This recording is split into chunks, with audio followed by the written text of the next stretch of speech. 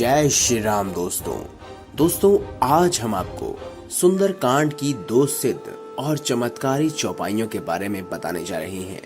इन चौपाइयों के बारे में मान्यता है कि यदि कोई मनुष्य इन चौपाइयों को केवल सच्चे मन से सुन भी ले तो उसकी हर परेशानियां स्वयं संकट मोचन हनुमान जी हल लेते हैं और हर प्रकार की दुख और दरिद्रता दूर कर देते हैं।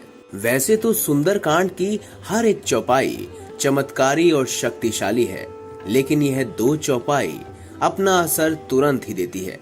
इसीलिए ही शास्त्रों में भी इन चौपाइयों के बारे में विशेष रूप से आपको बताया गया है। आपको बता दें, इन चमत्कारी चौपाइयों के प्रभाव से आपके जीवन में किसी भी प्रकार की कोई परेशानी नहीं आएगी। यह चौपाई इतनी शक्तिशाली है कि इसके प्रभाव से बड़ा संकट भी आने से पहले ही नष्ट हो जाता है। साथ ही बड़े से बड़ी परेशानी भी पल भर में दूर हो जाती है, फिर चाहे वो परेशानी किसी भी तरह की क्यों ना हो। मान्यता है जब भक्त का आत्मविश्वास कम हो जाए या जीवन में कोई काम ना बन रहा हो तो श्री सुंदरकांड की इन दो चमत्कारी चौपाइयों का रोज जाप करने से सभी काम अपने आप ही बनने लगते हैं। हर कार्य में सफलता प्राप्त होने लगती है। सुंदरकांड एकमात्र ऐसा अध्याय है जो श्री राम के भक्त हनुमान की विजय का है। सुंदरकांड के पाठ से व्यक्ति को मानसिक शक्ति प्राप्त होती है, किसी भी कार्य को पूर्ण करने के लिए आत्मविश्वास मिलता है।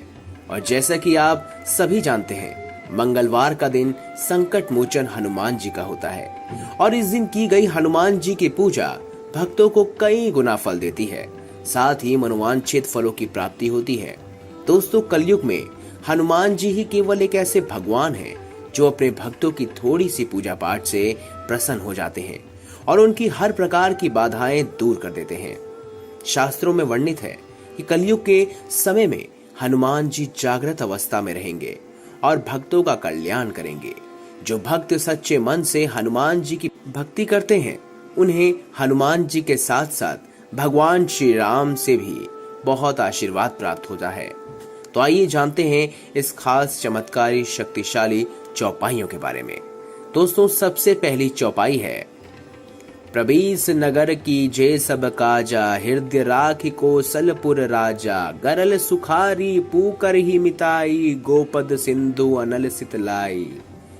इसका कहने का तात्पर्य है किसी भी काम के करने से पहले प्रभु श्री राम का स्मरण करने से सफलता प्राप्त होती है। जो भी ऐसा करता है उसके लिए विष भी अमृत हो जाता है, शत्रु मित्र बन जाता है, समुद्र गाय के खुर के बराबर हो जाता है और अग्नि में शीतलता आ जाती है। ऐसा माना जाता है कि जब हनुमान जी लंका में माता सीता का पता लगाने गए थे तो उनके मन में इस काम के सफलता होने को लेकर शंका थी। तब उन्होंने श्री राम का ध्यान कर लंका में प्रवेश किया और अपने काम में सफल रहे। इसीलिए ये माना जाता है कि किसी भी काम को करने से पहले या इंटरव्यू इत्यादि देने से पहले इस चौपाई को बोलने और श्री राम को याद करने से हर काम बन जाता है। चलिए अब चलते हैं दूसरी खास चौपाई की तरफ। हनुमान अंगत रन गाजे, हाक सुनत रजनीचर भाजे। इस चौपाई के अर्थों में छुपा संदेश है कि राम रावण युद्ध में हनुमान और अंगद रूपी सद्गुणी शक्तियों के भय और आक्रमण से रजनीचर यानी राक्षस रूपी बुरी शक्तियां मैदान छोड़कर भाग गईं। व्यवहारिक जीवन में भी दुखों का नाश करने वाले रुद्र के अंश महावीर हनुमान के स्मरण से राक्षस रूपी भय, परेशानी और चिंता और बुरे भावों का अंत होता है। यदि दोस्तों आप सुंदरकांड की इन दो चमत्कारी चौपाइयों का जाप मंगलवार के दिन करते हैं तो मात्र कुछ ही दिनों में आपको इसके शुभ परिणाम देखने को मिल जाएंगे। साथ ही आपके जो काम वर्षों से रुके हुए हैं वो भी अपने आप ही बनने लगेंगे। जय श्री राम।